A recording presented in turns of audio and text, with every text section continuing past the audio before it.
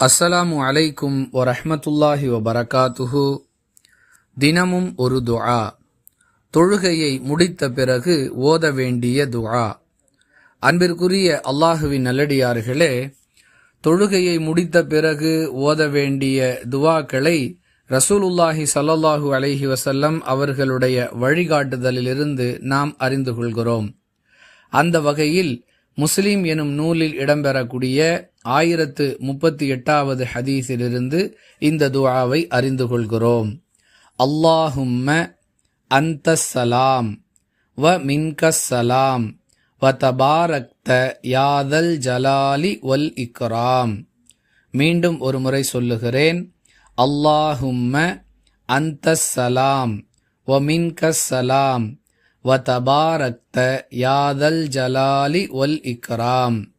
யா என்ற எழுத்து விடுபட்ட நிலையில் தல் ஜலாலி வல் இக்ராம் என்றும் சில ஹதீசுகளில் வந்துள்ளன. இறைவா, நீ அமைதி அளிப்பவன், உன்னிடமிருந்தே அமைதி ஏற்படுகிறது.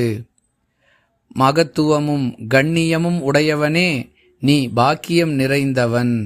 இது இந்த பிரார்த்தனையின் பொருள். மீண்டும் ஒரு முறை சொல்லுகிறேன். அல்லாஹும்ம அன்தஸ் ஸலாம் வ மின்கஸ் ஸலாம் வ தபாரக்த யாதல் ஜலாலி வல் இக்ராம்.